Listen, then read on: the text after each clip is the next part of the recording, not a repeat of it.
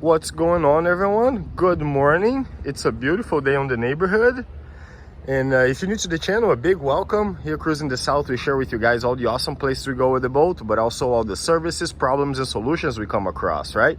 And today I want to talk to you guys about vapor lock, right? Because it's a curse that exists, and I've been through it. Because well, since I bought this boat, I have replaced both engines from scratch and the generator, so everything's brand new under the hood. But I did have to fiddle around with vapor lock problems, right? Before I had my generator installed, I went through with the engines, because reality is, if you go and see on the instructions, you know, underneath, you know, that little red sign right there has a little instructions, you know, like saying like, oh, if the boarding ladder is down, you shouldn't have the engines running and things like that. And one of the things that it says is that you know, under cruising speed, you should have the blowers on. And when I first got the boat, I would turn the blowers on just for a couple minutes, and then you know, go on my trip. And I did have you know, more than one time where I got to haul over or boca, and you know, I would turn the boat off, let's say to go to a restaurant, and when I come to the boat back to the boat, the boat wouldn't start. You know, and it would, and if it did start, it would run for like a second and then dies again. So I was having vapor, and the problem was vapor lock. So what I ended up doing to remedy this problem was I insulated both of my tanks, because my tank sits right next to the engines, right? So let's say after an hour or so of driving, you know, and not using my blowers on below cruising speed, my fuel would warm up and contribute to the problem of vapor lock, right? So all I did to fix that problem really was put the insulation, you know, glue insulation to my tanks, like, you know, the marine insulation, you know, one side's aluminum and then it's like a foam, a fireproof foam on the other side. So I glued, you know, insulation to the side of the tanks, and that kept the heat from my aluminum tanks. And just by doing that, my vapor lock problems was gone. But I also run my blowers now when I'm not in cruising speed. So since I done that, no problem, the vapor lock disappeared. But now I installed the new generator, and everything was nice and well until, you know, like an hour into the drive. And then like all of a sudden my generator would just die, boom. Because, you know, my generator sits on the middle of the boat right here underneath that door. And the fuel line goes all the way to the front of the tank over here. You know, in the pickup, it's like a quarter of the tank high, you know, so you don't drain all the fuel out of the tank with your generator.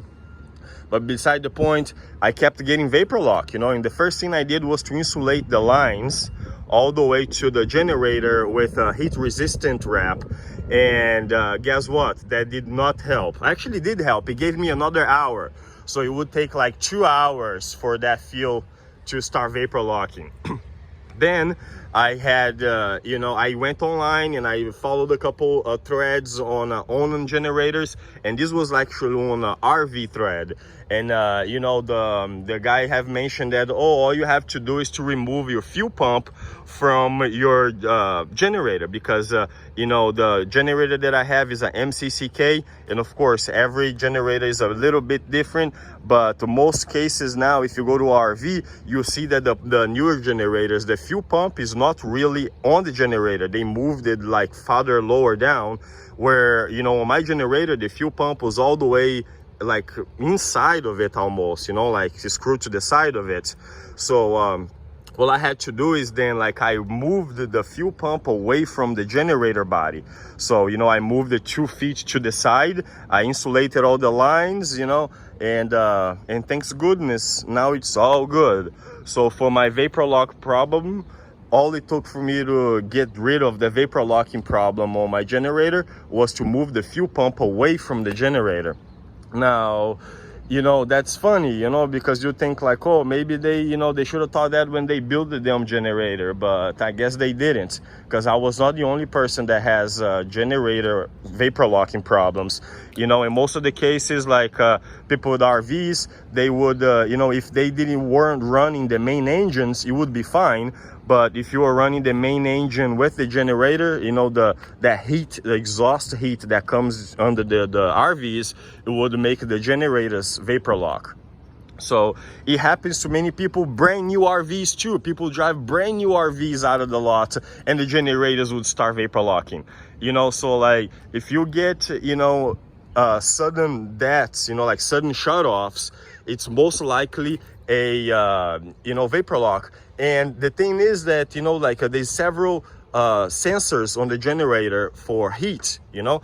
So and the shut off of vapor lock mimics very closely to a you know, a sensor shut off, right? Because out of nothing just goes like boom and stops working, and then you start chasing your tail around and you don't even think that it's a vapor lock, but end up being vapor lock my problem.